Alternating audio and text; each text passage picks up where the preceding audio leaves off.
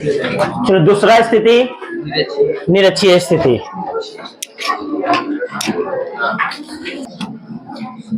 चलो हम लोग पढ़े थे अक्षीय स्थिति। क्या पढ़े थे? अक्षीय स्थिति। चलो ध्यान समझना, अक्षीय स्थिति में क्या बताए थे? प्रूफ नहीं करेंगे, 2-3 बार कर चुके इससे पहले कि एक वैद्युत द्विध्रुव लेते हैं माइनस क्यू और एक लेते हैं प्लस क्यू। दोनों के बीच की दूरी हम लोग माने थे ये एल और ये भी माने थे एल। यहां से अक्ष पर, कहां पर? अक्ष पर पी बिंदु पर यहां मध्य से दूरी कितना था? एक्स था। तो याद करो, इसकी वजह से ई अक्षीय आया था कितना? ई अक्षीय बराबर 2kp बाई एक्स की। याद है कि सब भूल गया? कैसे निकाले थे? ई नेट करके। ई नेट निकाले थे E1 और माइनस E2 करके। और जो भी है, किसी को E1 किसी को E2 मान के, जो बड़ा रहेगा बड़ा में से छोटा को घटा देना। ठीक है।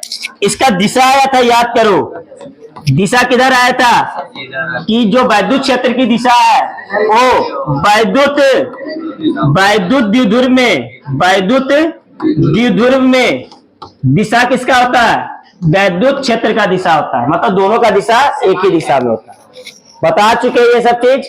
इसको एक बार नहीं, सुन लो ध्यान से, इसको एक बार नहीं 3-4 बार प्रैक्टिस करना घर पे, नहीं तो दिक्कत में पड़ेगा फिर। ठीक है। दूसरा हम बात कर रहे हैं क्या? निरक्षीय स्थिति। कौन सा स्थिति? निरक्षीय स्थिति। थ्रेडिंग डालो। निरक्षीय स्थिति।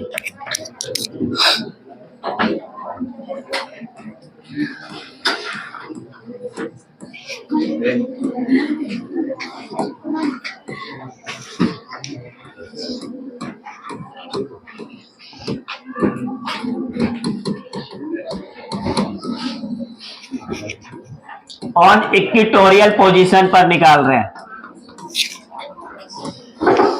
ध्यान समझना, दोनों का प्रूफिंग बहुत बार रिपीट करना बाबू। सेम चीज आएगा चुंबक में। समझ में आया कि नहीं? सेम चीज आने वाला है चुंबक में, इसलिए बहुत बार प्रैक्टिस करना है, बहुत बार बता रहे हैं। ठीक है, चलो स्टार्ट करें। चलो ध्यान समझना, एक वैद्युत द्विध्रुव लेते हैं। क्या ले रहे हैं? वैद्युत द्विध्रुव माइनस क्यू और एक क्या है? Plus Q. वैद्युत द्विध्रुव लिए, देखते जाना, लिखाएंगे पहले। इस वैद्युत द्विध्रुव के बीच की दूरी कितना माने थे? ये भी L और ये भी कितना माने थे? L। तो देखो, निरक्षीय स्थिति का मतलब इसके मध्य से हम लोग लंबवत दूरी P बिंदु यहां पे निकालेंगे। समझ में आया बात? अक्षीय था तो अक्ष पर निकाल रहे थे और निरक्षीय था तो मध्य दूरी से लंबवत निकालेंगे। समझ में आया बात? तो यहां पर जिस बिंदु पर निकालेंगे वहां पर क्या रखेंगे? एक परीक्षण आवेश को रखते हैं, बताए थे ना। तो इस परीक्षण आवेश को जैसे ही रखेंगे, यहां पर परीक्षण आवेश होता है, धनावेश होता है, पता होना चाहिए। जैसे ही परीक्षण आवेश को रखेंगे क्या होगा? सोचो, दिमाग के लगाओ। ये निरक्षीय स्थिति हो गया। कैसा स्थिति हो गया? निरक्षीय स्थिति। और ये दोनों को आपस में क्या किए? मिला दिए। ठीक है, ये स्थिति क्या कहलाता है? निरक्षीय स्थिति। अब निरक्षीय स्थिति को यहां से मिलाएंगे तो बताओ ये क्या करेगा? इसको आकर्षित करेगा और ये इसको क्या करेगा? ये इसको प्रतिकर्षित करेगा। ये इसको प्रतिकर्षित कर दिया। समझ में आया बात? ये आकर्षित कैसे किया? क्योंकि ये ऋण आवेश और ये क्या है? धन आवेश। ऋण आवेश धन आवेश को खींचा और धन आवेश धन आवेश को धक्का दिया। क्लियर हुआ? अब इसको मान लिए 1, इसको मान लिए 2, तो बताओ ये कितना से खींचेगा? E1 से। और ये इसको कितना से धक्का देगा? E2 से। इस स्थिति को बोलते हैं निरक्षीय स्थिति। इस बिंदु पर इस वैद्युत द्विध्रुव के कारण निकाल लेना। समझ में आ गया? लिखो, पहले लिख लो पॉइंट, लिखो इसमें। माना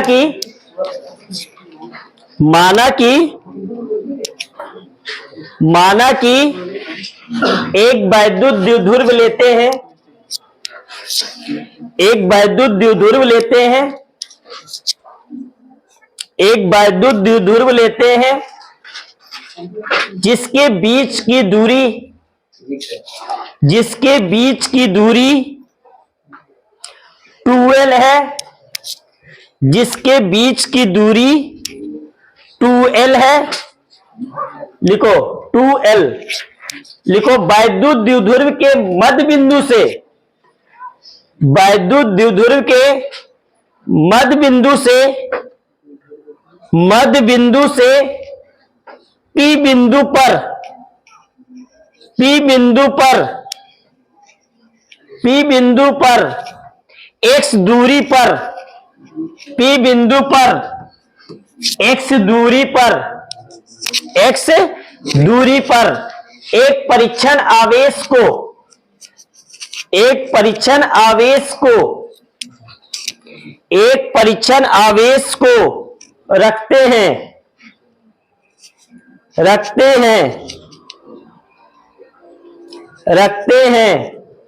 वैद्युत द्विध्रुव के कारण,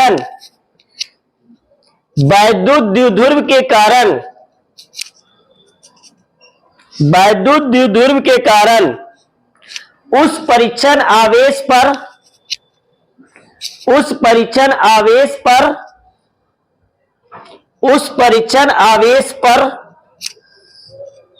नेट वैद्युत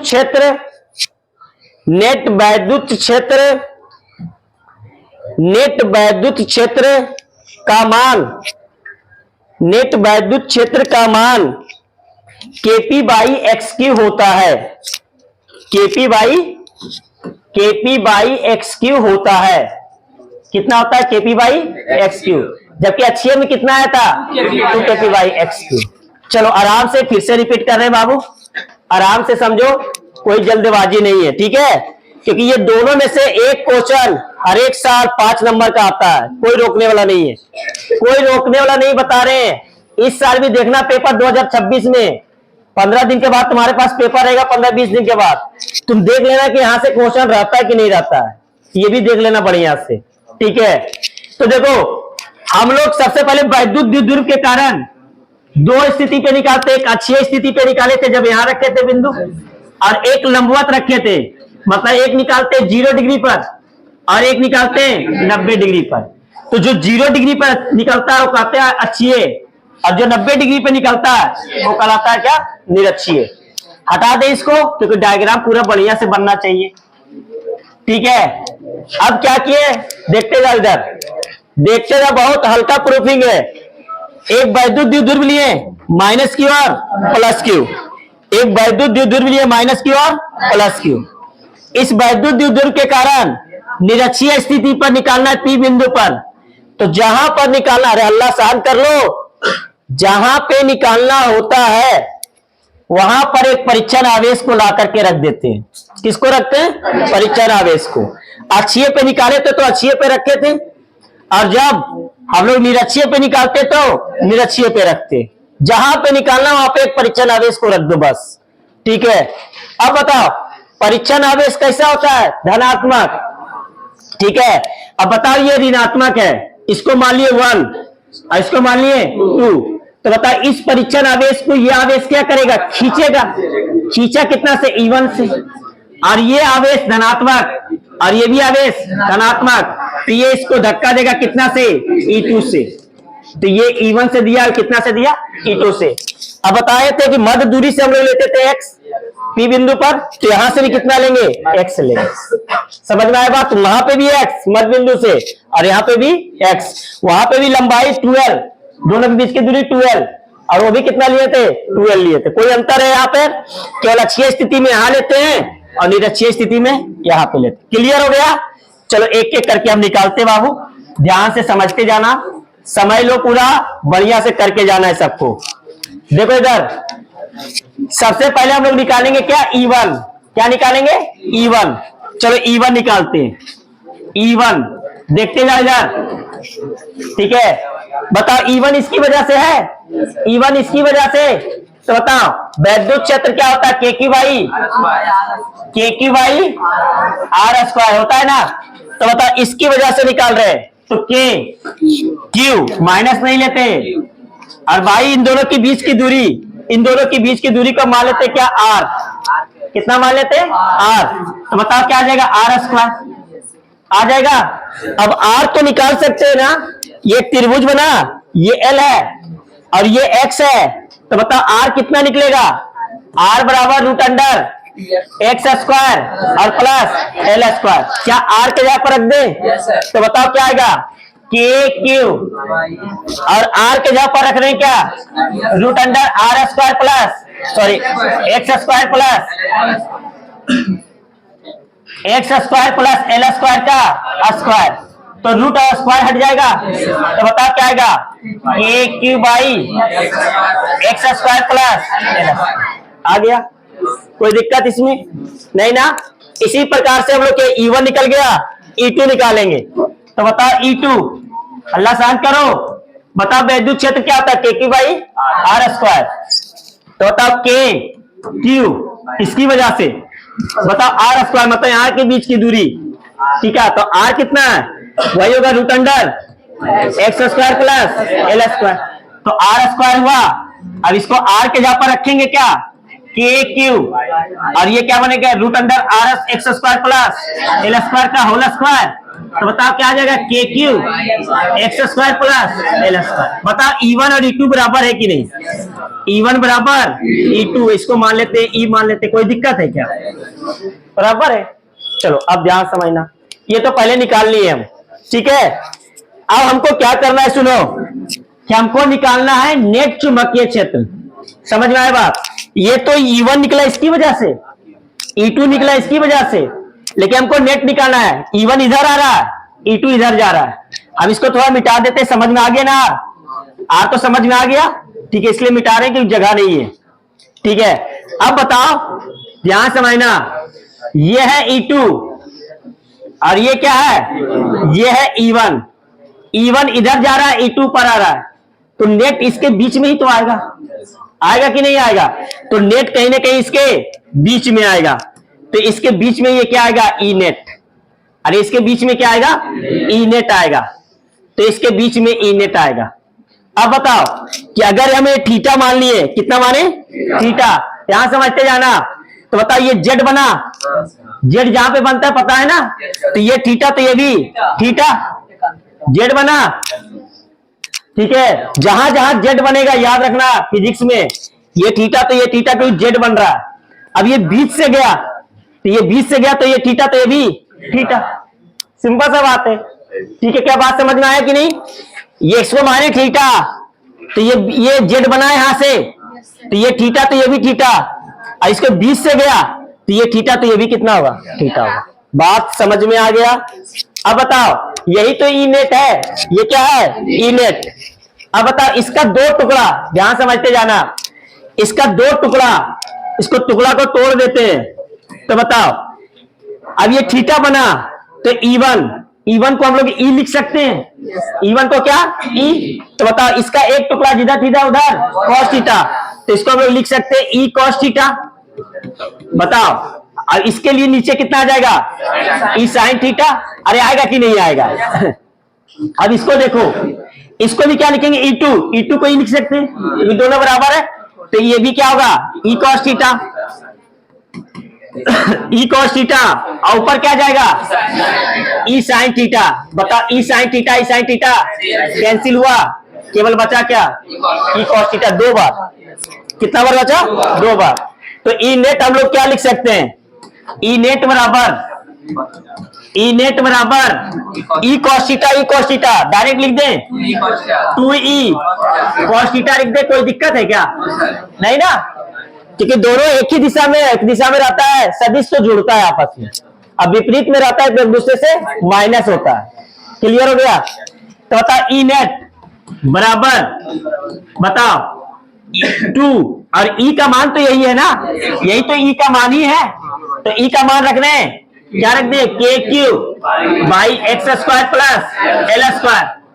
अब देखो cos थीटा, ध्यान समझना, अब इस त्रिभुज को बाहर निकाल दे थोड़ा सा, ये त्रिभुज को बाहर निकालें, निकल गया बाहर। बताओ ये क्या है? थीटा, और ये क्या है? एक्स, ये क्या है? एल, और ये क्या है?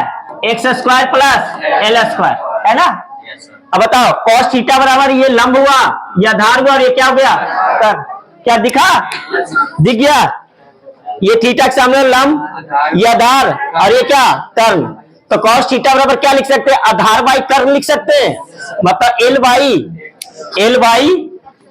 L by root under X square plus L square लिख सकते हैं कि नहीं लिख सकते, लिख सकते हैं। चलो बताओ ई नेट बराबर, तो ई नेट बराबर कितना आएगा, ई नेट बराबर बताओ 2k, इसको हम लोग लिख सकते हैं k क्यू इंटू 12 लिख सकते हैं। अब देखो इधर इस पे पावर 1 है और इस पे पावर 1/2 कितना बनेगा, जोड़ दें तो इसको हम लोग लिख सकते हैं x square plus L square 1 plus 1/2 लिख सकते हैं। डायरेक्ट इसको 3/2 कर दें, यहाँ पर एक स्टेप गायब हो जाएगा। ठीक है, तो कितना कर दिए 3/2। क्लियर है, आ गया। अब बताओ क्या हम लोग जानते हैं, क्या जानते हैं कि एल बहुत बहुत छोटा है, किससे, एक्स से। बताए थे ना कि एल बहुत बहुत छोटा है, किससे, एक्स से। मतलब इसको हम लोग लिख सकते हैं ब्रैकेट में एक्स बहुत बहुत बहुत बहुत बड़ा है, किससे, एल से। तो यहाँ पर एल स्क्वायर कितना आता है, 0 आता है ना। तो बताओ ई नेट बराबर क्या लिख सकते हैं, इसको देखो तो k का k और q इंटू 12 क्या लिखते हैं, p बराबर क्या होता है, q इंटू 12। तो बताओ इसके जगह पर p लिख दें। अब बताओ एल स्क्वायर जब 0 होगा, ये 0 होगा तो एक्स स्क्वायर पे पावर 3/2 आ गया, 2 से 2 कट गया, तो क्या आया kp बाई एक्स। क्या आया कि नहीं, kp बाई एक्स। क्लियर है, यही प्रूफ आता है 5 नंबर का, 1-2 नंबर का नहीं आता है, 5 नंबर। समझ में आया कि नहीं, क्लियर है। देखो बाबू हम फिर से बात कर रहे हैं, देखो हम लोग पढ़ रहे हैं निरक्षीय स्थिति। ठीक है, क्या पढ़ रहे हैं, निरक्षीय स्थिति। सुन लो फिर से हम रिपीट, हल्ला शांत कर लो, आगे बैठ करके गप करा, पर देख लो इसको एक बार फिर से, न तो उस समय खोजेगा कि सर अक्षीय निरक्षीय स्थिति फिर से बता दीजिए। यहीं पे बढ़िया से समझ लो, ठीक है। देखो हम लोग वैद्युत द्विध्रुव के कारण हम लोग वैद्युत क्षेत्र की तीव्रता निकाल रहे हैं, ई का मान निकाल रहे हैं, किसकी वजह से, वैद्युत द्विध्रुव की वजह से। ये वैद्युत द्विध्रुव है, 2 ध्रुव है, एक माइनस और एक प्लस, ये वैद्युत द्विध्रुव कहलाता है। इसकी वजह से अक्षीय पे निकाले थे, यहां पर पहला केस यही था, लास्ट क्लास यहां पर निकाले थे अक्ष पर, इसको बोले थे अक्षीय स्थिति। और जब हम लोग लंबवत निकालेंगे इसको बोलते हैं क्या, निरक्षीय स्थिति, या इंग्लिश में इसको बोला जाता है इक्वेटोरियल पॉइंट। क्या बोला जाता है, इक्वेटोरियल पॉइंट। अब ध्यान समझना, इधर देखो, इधर स्पष्ट देखते जाओ बढ़िया से, एकदम पहले बता रहे 5 नंबर फिक्स है, लिखित में ले लो। तुम कितना बार हम रिपीट कर रहे हैं, हल्ला मत करो। ये माइनस क्यू और ये प्लस क्यू, ये वैद्युत द्विध्रुव है निरक्षीय स्थिति पर, मतलब मध्य बिंदु से निकालते हैं, वहां पर एक्स दूरी पर एक परीक्षण आवेश को रख देते हैं, रख दिए। ये परीक्षण आवेश बताए थे धनात्मक होता है, इसका अपना कोई क्षेत्र नहीं होता। समझ में आ गया। बताओ ये क्या करेगा, इस परीक्षण आवेश को, ये धनावेश और ये क्या है, ऋण आवेश, तो इसको खींचा, कितना से खींचा, E1 से, क्योंकि 1 दिए। अब बताओ ये प्लस और ये भी परीक्षण आवेश प्लस, प्लस प्लस क्या करेगा, प्रतिकर्षण, तो ये इसको धक्का देगा कितना से, E2 से। तो ये E1 से इधर आया और E2 से इधर आया। सबसे पहले हम क्या किए, E1 और E2 का मान निकालिए। किसका किसका मान, E1 और E2 का। तो देखो बाबू E1, हल्ला शांत कर लो, इसकी वजह से E1 आएगा, तो बताओ क्या आएगा, फॉर्मूला होता है KQ बाई आर स्क्वायर। वैद्युत क्षेत्र का फॉर्मूला होता है KQ बाई आर स्क्वायर। के क्यू तो एक ही है, के क्यू ये हो गया, माइनस नहीं लेते, माइनस केवल केवल दिशा बताता है, ठीक है। तो के क्यू बाई आर स्क्वायर। अब आर यहां से यहां तक की बीच की दूरी, ठीक है, ये क्या है, आर है। तो बताओ यहां से यहां तक की बीच की दूरी ये आर है, तो निकालेंगे कैसे, सिंपल सा बात है, ये कर्ण हो गया, ये आधार हो गया, और ये क्या हो गया, ये लंब हो गया। तो हम लोग लिख सकते हैं क्या कि आर बराबर रूट अंडर एक्स स्क्वायर और प्लस का एल स्क्वायर लिख सकते हैं। तो आर के जगह पर root under X square plus L square का स्क्वायर हो गया, क्योंकि स्क्वायर तो इसका है, ठीक है। तो बताओ रूट और स्क्वायर हट गया, तो क्या बचा, के की by X square plus L square. ये E1 निकल गया बाबू, क्या निकला, E1। इसी प्रकार से क्या निकालेंगे, E2। तो E2 क्या होगा, के क्यू बाई आर स्क्वायर। तो के क्यू तो है ही है, और आर स्क्वायर यहां तक की बीच की दूरी, ठीक है। तो बताओ यहां तक की बीच की दूरी क्या होगा, आर कर्ण स्क्वायर, ये हो गया तुम्हारा क्या, लंब, और ये क्या हो गया, आधार। तो आ गया r बराबर root under X square plus L square. r square रखेंगे तो रूट स्क्वायर हटेगा, X square plus L square. E1 निकल गया, E2 निकल गया, E1 और E2 निकल गया।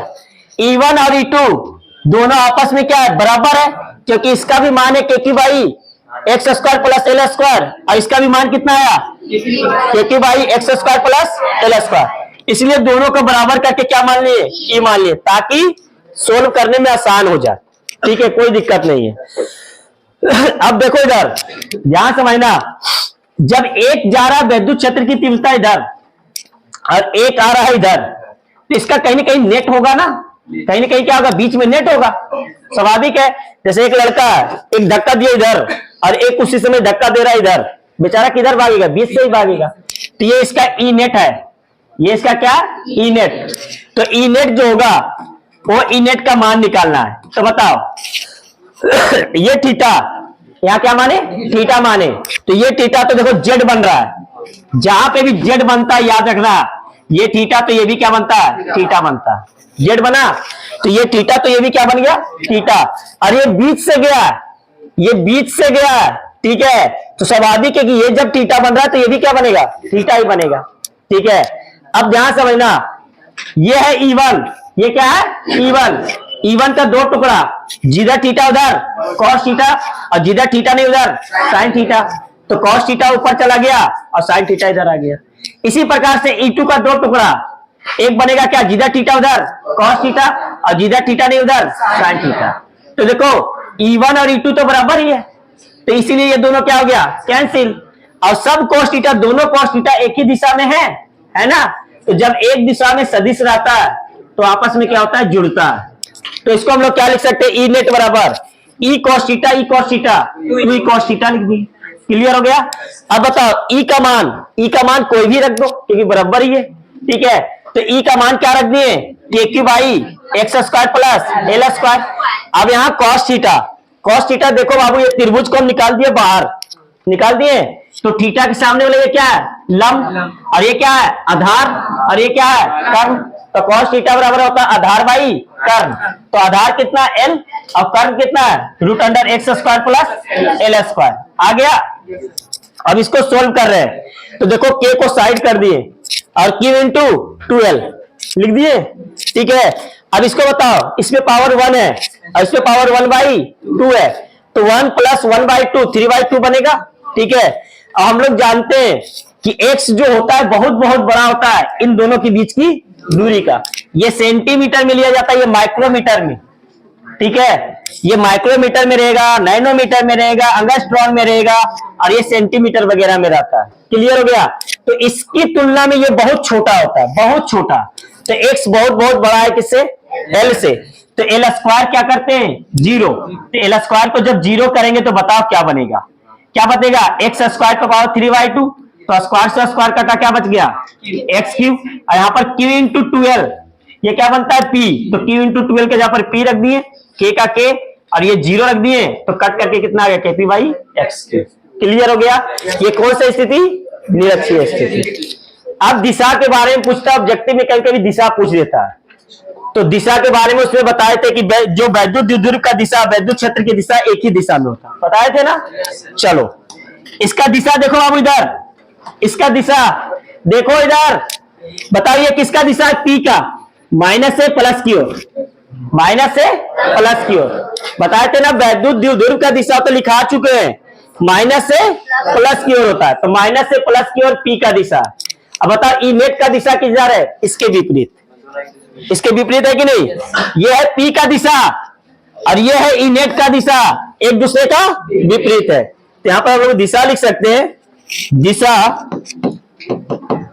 वैद्युत क्षेत्र की तीव्रता का दिशा, वैद्युत क्षेत्र की तीव्रता का दिशा, तीव्रता की दिशा वैद्युत द्विध्रुव के, वैद्युत द्विध्रुव के विपरीत होता है, वैद्युत द्विध्रुव के विपरीत होता है। क्या ये बात समझ में आया, विपरीत होता है। कैसे विपरीत हुआ, समझ में आ गया। अरे ये पी का दिशा है माइनस से प्लस, और ये किसका दिशा है, ई नेट का। तो एक दिशा पी का इधर, तो ई नेट का दिशा इसके विपरीत है। एक दूसरे का क्या हो गया, विपरीत। अक्षीय में साथ साथ और निरक्षीय में एक दूसरे के विपरीत।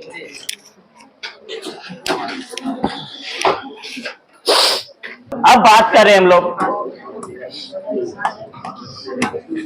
समझो ध्यान से, क्या बताए थे अक्षीय स्थिति में, अल्लाह शांत करो।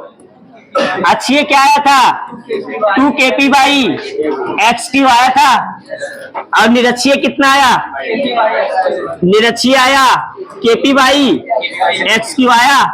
तो हम लोग क्या लिख सकते हैं कि नहीं लिख सकते, क्या लिख सकते हैं कि ई अक्षीय बराबर 2 गुने ई निरक्षीय, लिख सकते हैं, हाँ या ना, बताओ। इसको जब 2 से गुना करेंगे, किसको, निरक्षीय को, तो ये दोनों आपस में बराबर होगा कि नहीं। तो ये संबंध ऑब्जेक्टिव में बहुत बार पूछा जाता है कि ई अक्षीय बराबर 2 गुने ई निरक्षीय। ये सब क्वेश्चन किया है, बताओ ई अक्षीय कितना आया था, इसका कितना है आंसर, ई अक्षीय कितना आया,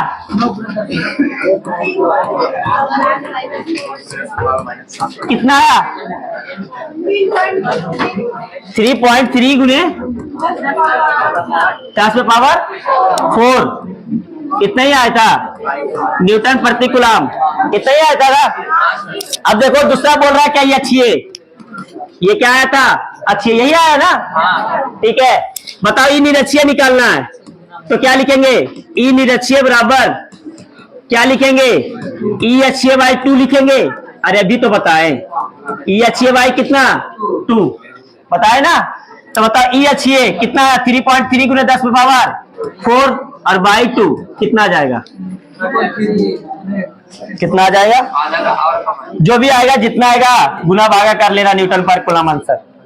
समझ में आ गया, एक निकालने के बाद दोनों निकल जाता है, फायदा ये है, समझ में आया बात। कोई भी एक निकालो, अगर निरक्षीय निकालेंगे तो 2 से गुना कर देगा, अक्षीय आ जाएगा।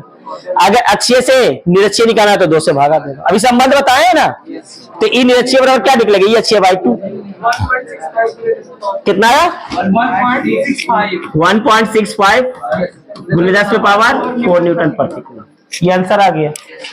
चलो सेकेंड क्वेश्चन, इसका अक्षीय निकाले थे, अक्षीय निकाले थे ना, निरक्षीय निकालो और क्या, सेकेंड में निकला हुआ है तो निरक्षीय निकालो। ये क्वेश्चन नहीं किया है क्या,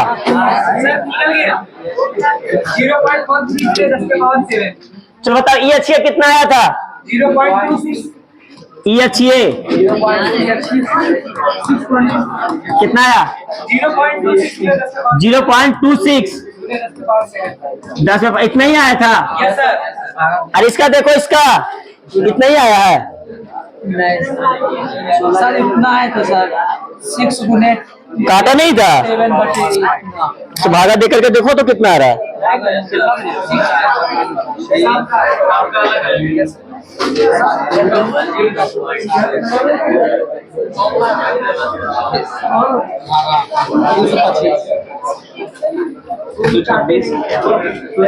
ठीक है, इतना ही आ रहा है। चलो बताओ ई निरक्षीय क्या होगा, बताओ ई निरक्षीय क्या लिखेंगे, ई अक्षीय बाई 2, तो ई अक्षीय कितना आया, 0.26 गुने 10⁻⁷/2 कितना आ जाएगा, 0.13 गुने 10⁻⁷ न्यूटन प्रति कूलम। क्लियर हो गया, नहीं तो फॉर्मूला से निकालो kp/x³, p का मान निकालो, p दिया हुआ तो ठीक है, p का मान निकालो, k का मान पता है, x का मान दिया हुआ है, रखो, गुना भागा उतना करो। लिखो क्वेश्चन, लिखो, एक वैद्युत द्विध्रुव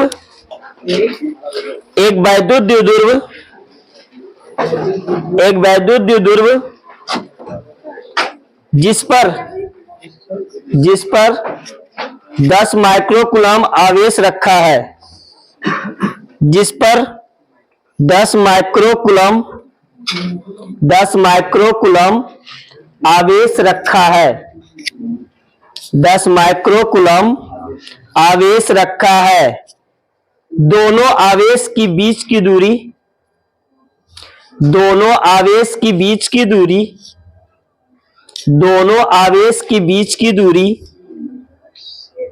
दोनों आवेश की बीच की दूरी लिखो 10 सेंटीमीटर है। दोनों आवेश की बीच की दूरी 10 सेंटीमीटर नहीं 10 माइक्रोमीटर, म्यूएम कर लो। 10 माइक्रोमीटर है, 10 माइक्रोमीटर है लिखो। उसके मध्य से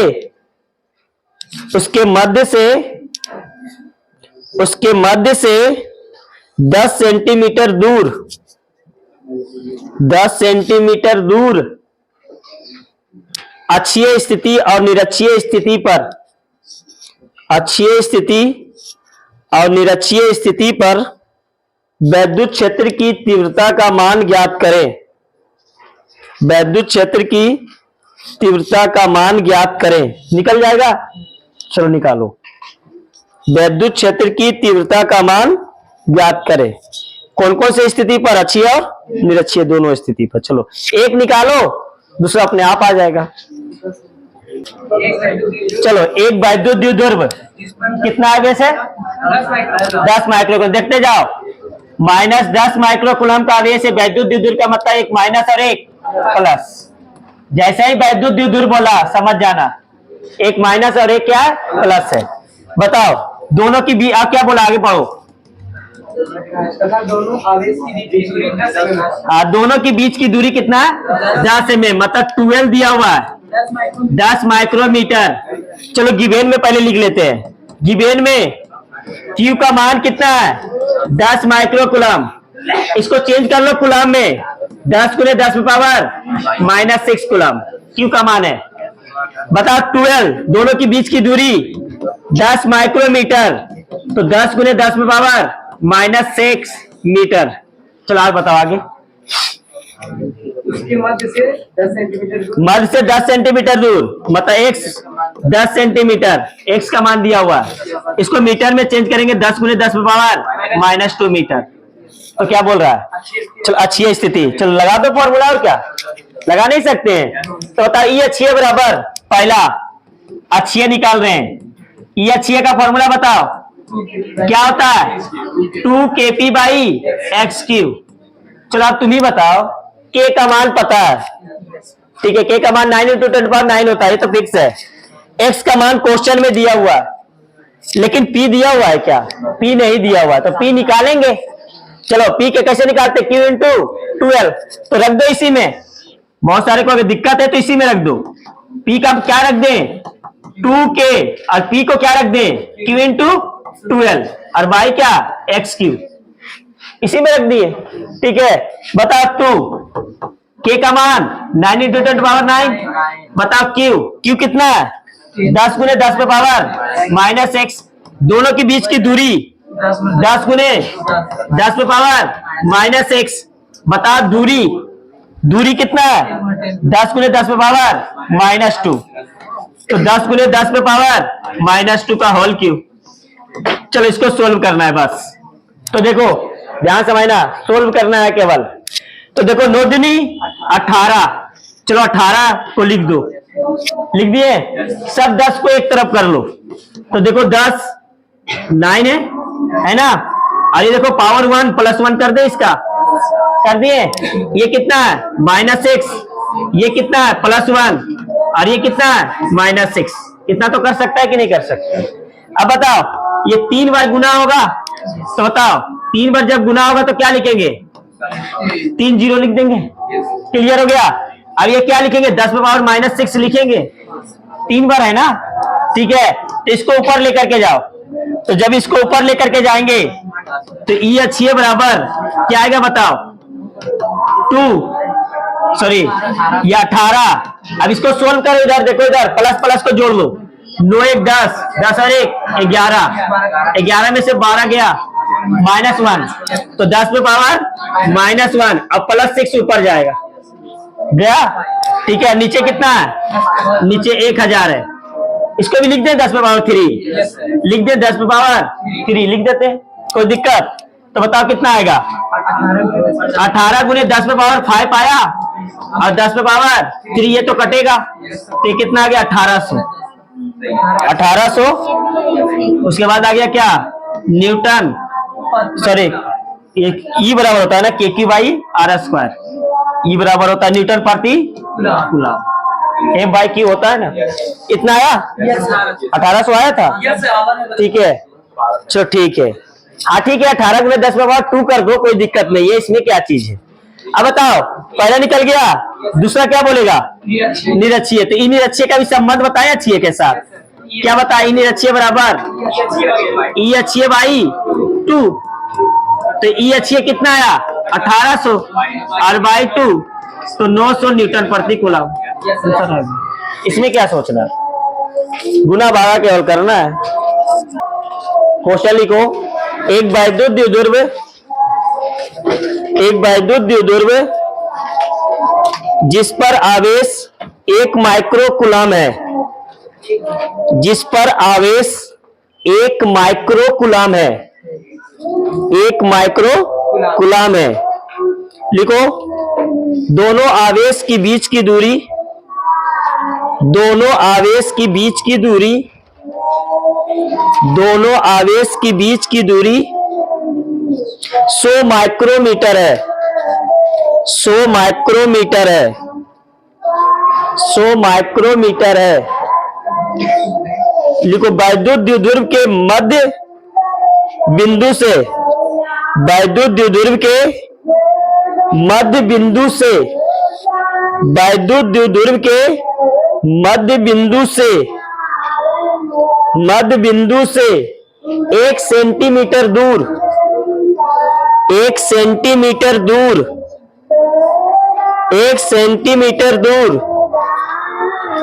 अक्षीय स्थिति और निरक्षीय स्थिति पर, अक्षीय स्थिति और निरक्षीय स्थिति पर वैद्युत क्षेत्र की तीव्रता का मान ज्ञात करें, वैद्युत क्षेत्र की तीव्रता का मान ज्ञात करें। चलो बस रख दो यही फॉर्मूला में, और क्या। वहां पर क्यू कितना दिया हुआ था इस क्वेश्चन में, बताओ क्यू कितना है, क्यू कितना है 1 माइक्रो कूलम। तो 1 गुने 10 में पावर -6 ये कूलम आ गया। मतलब क्यू का मान दिया हुआ है। दोनों के बीच की दूरी कितना दिया हुआ है 100 माइक्रो मीटर, यही है ना। तो 100 गुने 10 में पावर -6 मीटर हो गया। एक्स कितना दूरी बोल रहा है 1 सेंटीमीटर, तो 1 सेंटीमीटर 1 गुने 10 में पावर -2 मीटर। बस रख दो फॉर्मूला में, आ जाएगा आंसर। ठीक है कितना है 18 गुने 10 में पावर 11 कितना आया 5। चलो रख करके देख लेते हैं हम ही।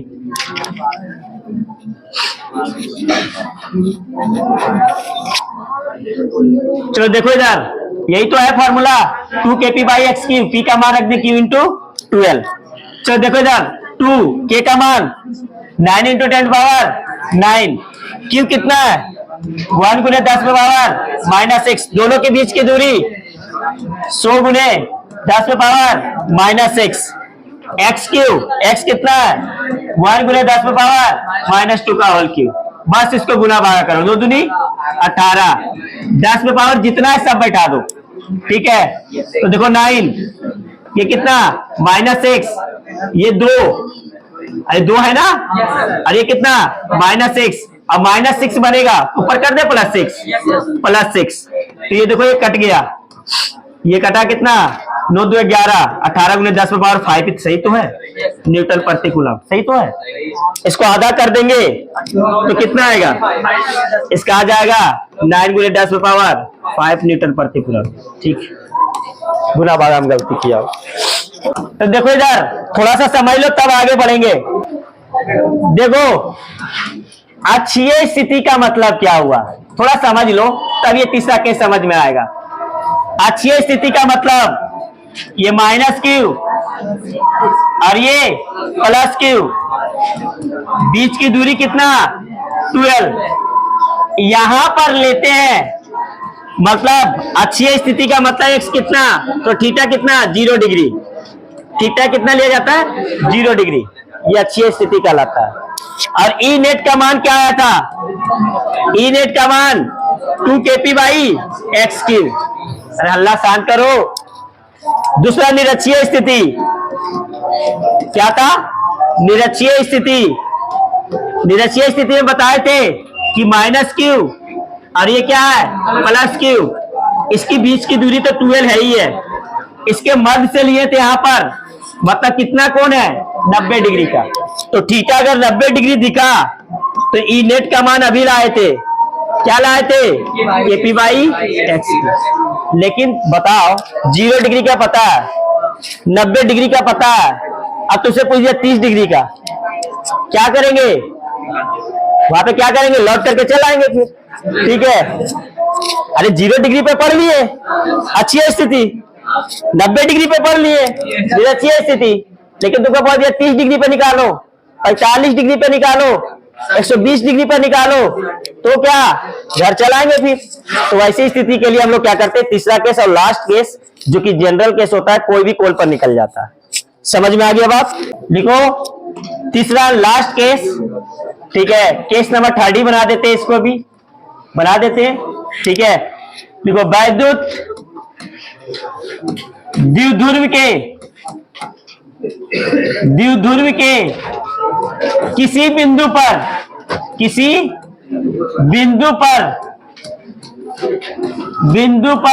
वैद्युत क्षेत्र की तीव्रता का मान, वैद्युत क्षेत्र की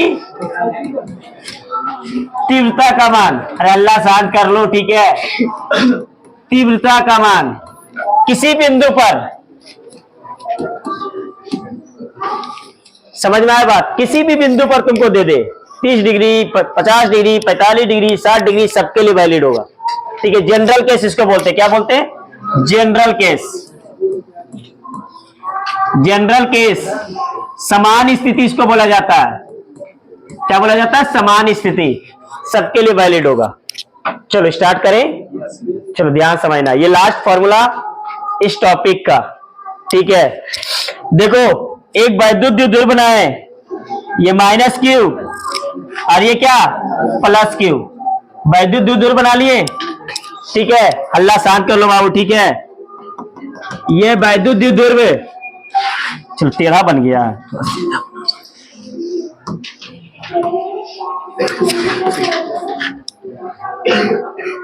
ये -q और ये क्या है +q, ठीक है। अगर 0 डिग्री पे दिया तो अच्छी लगा लेते हैं, अगर 90 डिग्री पे दिया निरक्षीय का फॉर्मूला लगा देते हैं। लेकिन किसी कोण पर पूछ दे, चलो यहां पर हम यहां से इस मध्य बिंदु से, मध्य बिंदु पर से तो निकालते थे, जितना भी निकाले थे मध्य बिंदु से, देख लो अच्छी स्थिति भी मध्य बिंदु से और निरक्षीय स्थिति भी मध्य बिंदु से।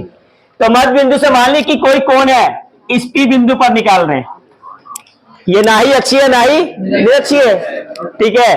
तो बताओ इसकी दूरी तो अभी भी कितना है 12, कितना है ये 12। अब इस बिंदु पर निकाल रहे हैं, इसको मान लिए P, क्या माने P।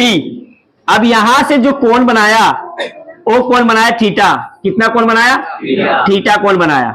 ये थीटा कुछ भी हो सकता है, 30 डिग्री 60 डिग्री 90 डिग्री, जितना है सब हो जाएगा, ठीक है। तो इस P बिंदु पर निकाल रहे हैं, तो ये P बिंदु पर जो मध्य बिंदु से लेते हैं इसको क्या मानते हैं, x, क्या मानते हैं x। अब बताओ ये किसका दिशा था, ये दिशा था वैद्युत द्विध्रुव का, और ये किसका दिशा है, वैद्युत माइनस से प्लस, P का दिशा। तो बता इस P का कितना टुकड़ा, 2 टुकड़ा, एक P बनेगा यहां पर क्या P cos थीटा, और यहां पर क्या बनेगा P cos थीटा, तो ये बन गया P cos थीटा। और इसके जस्ट लंबवत ये क्या बनेगा P sin थीटा। तो बता इस P का कितना टुकड़ा बना, 2 टुकड़ा, एक P cos थीटा और एक P sin थीटा। क्लियर हो गया, कोई दिक्कत नहीं ना। कैसे फिर से हम रिपीट कर रहे हैं, आराम से समझो। एक बताए थे अच्छी स्थिति 0 डिग्री पर, एक बताए थे निरक्षीय स्थिति 90 डिग्री पर, और एक ऐसा केस बता रहे हैं जो 0 degree 90 degree 30 degree 45 degree 60 degree 120 degree कुछ भी पूछ दे, सबके लिए वैलिड है। समझ में आ गया बात। तो ये वैद्युत द्विध्रुव माइनस से प्लस की हुई। तो यहां से हम एक बिंदु लिए, ठीक है, जैसे अक्ष पर लेते थे P बिंदु लेते थे, निरक्ष पे लेते थे P बिंदु लेते थे, यहां पर किसी कोण पर P बिंदु लिए, तो ये देखिए किसका दिशा है, वैद्युत द्विध्रुव का। तो कितना बनेगा, जिधर थीटा उधर cos थीटा, जिधर थीटा नहीं उधर sin थीटा। क्लियर हो गया। चलो एक को मान लेते अक्ष, एक को क्या मान लेते हैं? अक्षीय स्थिति। इसको मान लेते हैं अक्षीय स्थिति। क्या मानते हैं? अक्षीय स्थिति मान लेते हैं कि 0 डिग्री पर है। अब यहां से ये लंबवत होगा तो कितना? निरक्षीय बनेगा। कौन सा स्थिति बनेगा? निरक्षीय स्थिति बनेगा। एक को मान लिया अक्षीय स्थिति अक्ष से, और अक्ष से लंबवत क्या बनता है? निरक्षीय। अरे अक्ष तो यही होता है ना, माइनस क्यू प्लस क्यू, ये होता है अक्ष, और यहीं से तो लंबवत लेते हैं। अक्ष से 90 डिग्री पर निरक्ष होता है। ठीक है, तो ये अक्ष है, इसके 90 डिग्री पर निरक्ष। क्लियर हो गया? अब हम लोग निकालना है ई नेट। तो ई नेट कहीं ना कहीं इसके बीच में होगा। ई नेट कहीं ना कहीं इससे क्या होगा? बीच में। तो बताओ अक्षीय स्थिति के लिए क्या आया था? बताओ अक्षीय स्थिति के लिए क्या आया था फॉर्मूला? अक्षीय स्थिति के लिए 2kp/x³ आया था। तो P का तो टुकड़ा बन गया ना, P का क्या बना? टुकड़ा बन गया। तो इसको क्या लिखेंगे? 2k, P के जगह पर क्या लिखेंगे? P cos theta. तो P cos थीटा और बाई क्या? x³। निरक्षीय स्थिति में क्या होता है फॉर्मूला? निरक्षीय में kp/x³ होता है। लेकिन बताओ निरक्षीय में P के जगह पर क्या ले रहे हैं? P sin theta. तो E निरक्षीय बराबर क्या बनेगा? kp sin θ/x³ बन गया। अब ई नेट जब निकालते तो याद करो कैसे निकालते ई नेट, थोड़ा सा समझ लो। देखो अब इधर थोड़ा सा डायग्राम समझो। ठीक है, ये क्या था? अक्षीय माने, अरे ऊपर गया ना अक्षीय। अब बताओ ये निरक्षीय था, तो ये सदिश है, और सदिश राशि में क्या करते हैं? इसको समानांतर शिफ्ट करते हैं, पता है ना। तो ये अक्षीय था, ई अक्षीय। और बताओ ये था क्या? ई निरक्षीय। इसको समानांतर ले गए तो ये क्या बना? ई निरक्षीय बना। और ये क्या बना? ई निरक्षीय। तो बताओ ये क्या बनेगा? इसका कर्ण बनेगा। इसका परिमाण क्या बनेगा? इसका कर्ण बनेगा कि नहीं? यही कहलाएगा क्या? E net. क्या कहलाएगा? E net. तो ई नेट बराबर क्या बनाएंगे? तो ई नेट बराबर क्या लिखेंगे? ई नेट बराबर क्या लिखेंगे? रूट अंडर कर्ण स्क्वायर बराबर आधार स्क्वायर प्लस लंब स्क्वायर। तो क्या लिखेंगे? ई अक्षीय का स्क्वायर और प्लस ई निरक्षीय का स्क्वायर कर दिए। बता ई अक्षीय कितना लाए अभी? अरे कितना लाए? kp cos θ/x³ लाए थे ना। तो इसको रख दो kp 2kp cos θ/x³ का क्या? होल स्क्वायर आ गया। अब निरक्षीय रखेंगे क्या? kp sin θ/x³ का कर दिए। कोई दिक्कत? चलो अब बताओ इधर ध्यान समझो। ई नेट बराबर देखो इधर कॉमन ले ले, kp/x³ स्क्वायर है तो रूट से बाहर आएगा। क्या समझ में आया बात? स्क्वायर है रूट से बाहर आएगा, तो इसको निकाल सकते हैं kp/x³ निकाल सकते हैं। अब निकाल दिए, रूट में क्या बचेगा? बताओ 2 दूनी 4, k तो बाहर चल गया k स्क्वायर k के रूप में, p भी चला गया, x भी चला गया, बचा क्या? cos स्क्वायर थीटा बचा। इसमें क्या बचेगा? kp बाहर गया, x गया बाहर, बचा क्या? sin square theta. तो बताओ ई नेट बराबर, इसको हम लोग क्या लिख सकते हैं? kp/x³। क्या इसको लिख सकते हैं? देखो तो 3 cos स्क्वायर थीटा अब plus cos square theta plus sin square theta. हाँ है ना? क्या 3 और 1 4, 3 cos स्क्वायर थीटा और प्लस cos स्क्वायर थीटा, 3 1 4 बना कि नहीं? और इसका मान सबको पता है कितना होता है? 1 होता है। तो बताओ क्या आ गया? ई नेट बराबर क्या आया? ई नेट बराबर क्या आ जाएगा? kp/x³ root under 1 plus 3 cos square. ये जनरल फॉर्मूला है, ये सबके लिए वैलिड है। स्टार लगा लेते एकदम VBI, सबके लिए वैलिड, सबके लिए। निरक्षीय अच्छी सब लाएंगे अभी।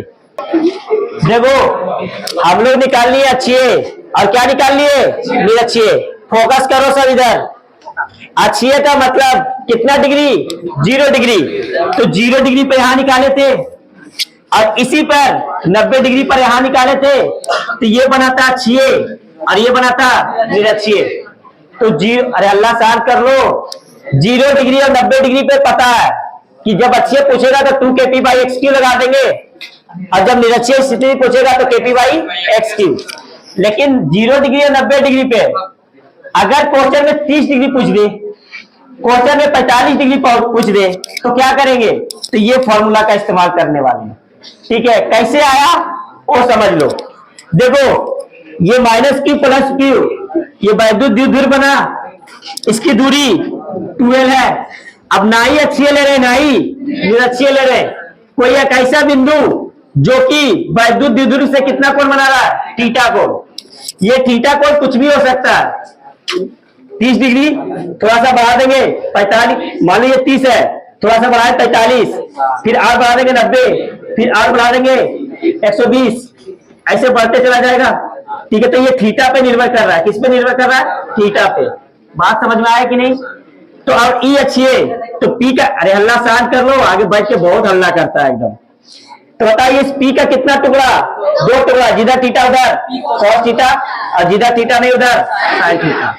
अब बताओ इसको माने अक्षीय स्थिति और इसको मान लिए निरक्षीय स्थिति। तो अक्षीय स्थिति का फॉर्मूला क्या होता है? 2kp बाई एक्स क्यू बता चुके। पी के जगह पर क्या है यहाँ पर? p cos थीटा, तो p के जगह पर रख दिए p cos थीटा, ये बन गया अक्षीय स्थिति का। यहाँ पर p का निरक्षीय स्थिति पर क्या होता है? kp by X Q.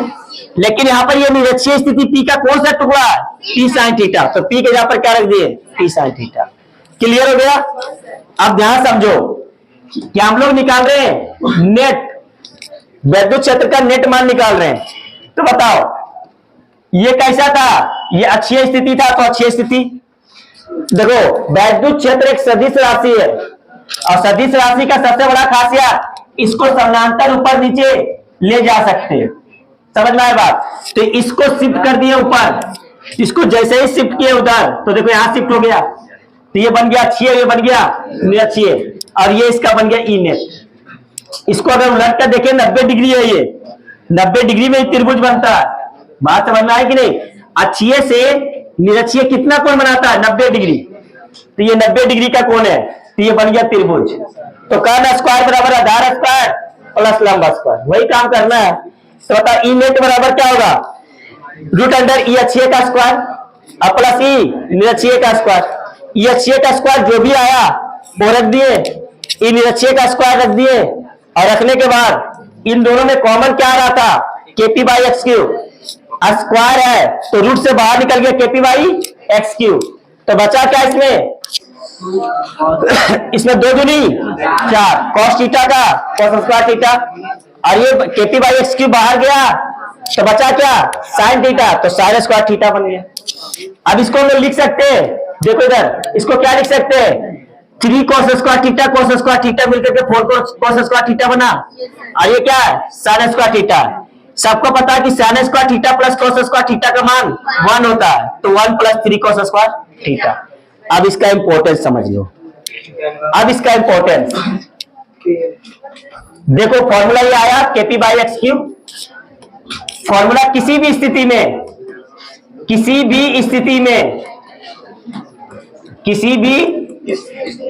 में जो वैद्युत क्षेत्र की तीव्रता है क्या है? kp by X Q root under 1 plus 3 cos square theta. अब देखते जाओ इसका चमत्कार, देखते जाओ इसका चमत्कार क्या देखते जाओ। अक्षीय स्थिति क्या बताए? अक्षीय स्थिति रखो, थीटा कितना होता है? 0 डिग्री रखो, 0 डिग्री रखो, ये अक्षीय बराबर, बताओ क्या आएगा? kp by X Q. जब 0 रखेंगे तो cos 0 का मान 1 होगा, तो 3 गुणे 1 3, 3 प्लस 1 4 का root 2 kp by X Q आ गया। ये सबसे बड़ा यूज है इसका। अब देखो, रखो निरक्षीय पर, रखो निरक्षीय स्थिति पर रखो, बताओ थीटा कितना बताए? 90 डिग्री रखो, थीटा 90 डिग्री 0, यहाँ का बना दिया 0, तो बचा क्या 1, तो क्या बनेगा ई निरक्षीय बराबर KP बाई x2। तो मोटा मोटी मेरा कहने का मतलब था ये फॉर्मूला याद रखो, सब फॉर्मूला याद रहेगा। समझ में आया बात? ये फॉर्मूला याद रहेगा, ऑटोमेटिक सब निकाल लेंगे, किसी का याद करने की जरूरत नहीं। अब थीटा कितना पर भी पूछ रहे निकल जाएगा, ठीक है। हाँ, अगर मान लो कि अच्छी दे दिया तो 0 डिग्री, ठीक है, तो 0 रख देना यहाँ पर। अगर निरक्षीय पूछेगा 90 डिग्री, अब बाकी थीटा 45 डिग्री तो कौन दिया हुआ रहेगा, तो क्वेश्चन में दिया हुआ रहेगा, ठीक है। चलो करें क्वेश्चन, चलो लिखो एक वैद्युत द्विध्रुव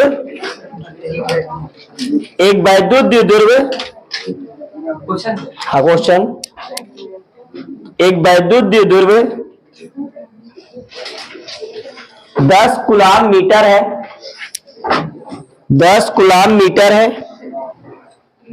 सीएम सेंटीमीटर बताए थे, पी का मात्रक कूलाम मीटर है। लिखो उस वैद्युत द्विध्रुव के मध्य बिंदु से, उस वैद्युत द्विध्रुव के मध्य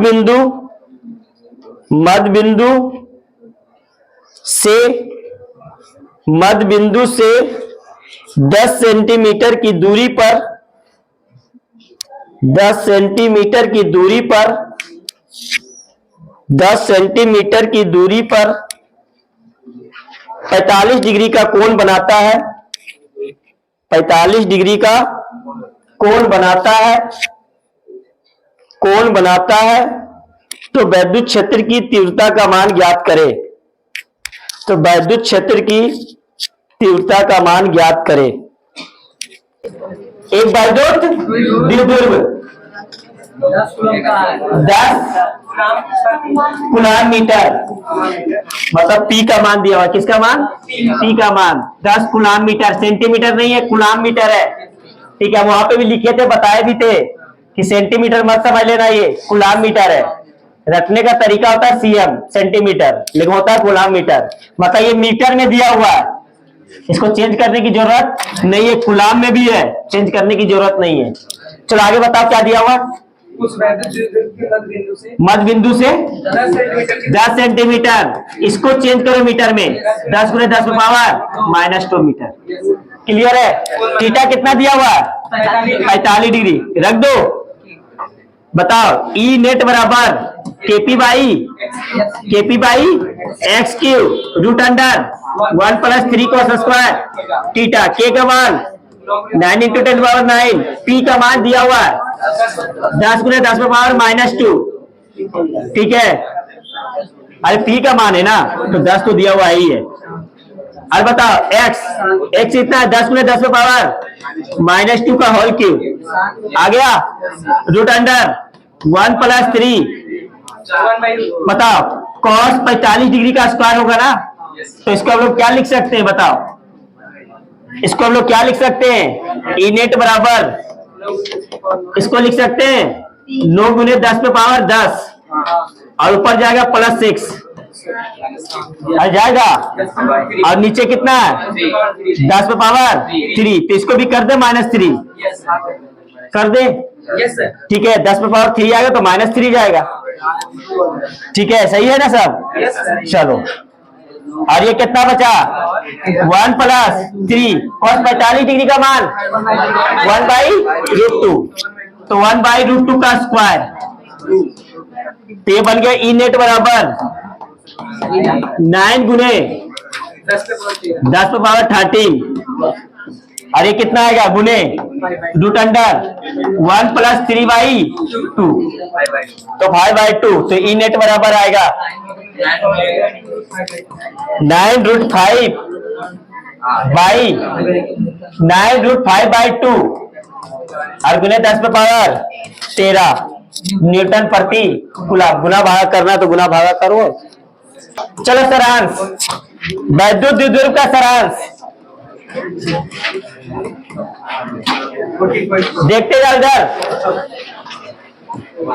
P बराबर 3 × 12 हो गया। चलो इसका वैद्युत द्विध्रुव का एसआई मात्रक, वैद्युत द्विध्रुव का एसआई मात्रक, एसआई मात्रक एक जगह पे लिख लेना, ऑब्जेक्टिव के लिए पहले बता रहे हैं, कूलाम मीटर। क्या है? Coulomb metre. तीसरा पॉइंट, अक्षीय स्थिति पर, कौन सी स्थिति पर? अक्षीय स्थिति। इसको कूलाम मीटर या डिवाई भी बोले थे। लिख दे क्या? चलो लिख देते डिवाई। डिवाई एक साइंटिस्ट है, वैज्ञानिक। अक्षीय स्थिति पे 2 kp by 2 kp by X Q. अक्षीय स्थिति पर 2 kp बाई एक्स क्यू।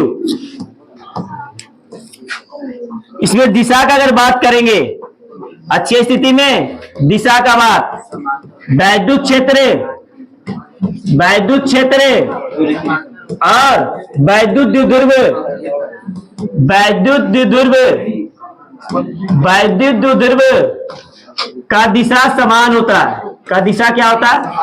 का दिशा समान होता है। मतलब जिधर वैद्युत द्विध्रुव होगा उधर ही दिशा किसका होगा? उधर ही होगा वैद्युत क्षेत्र की तीव्रता का। बता, ई निरक्षीय, ई निरक्षीय में क्या आया? ई निरक्षीय बराबर केपी बाई एक्स की दिशा, दिशा विपरीत होता है। ये समान होता है, ये क्या होता है?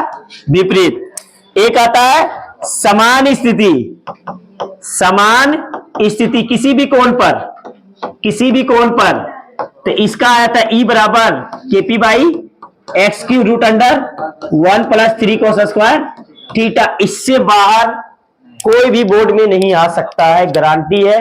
सीबीएसई दो, आईसीआईसी बोर्ड दो, बिहार बोर्ड दो, झारखंड बोर्ड दो, यूपी बोर्ड दो, कोई सा भी बोर्ड दो, सबका यही है फिक्स, यही से क्वेश्चन आने वाला है। ठीक है।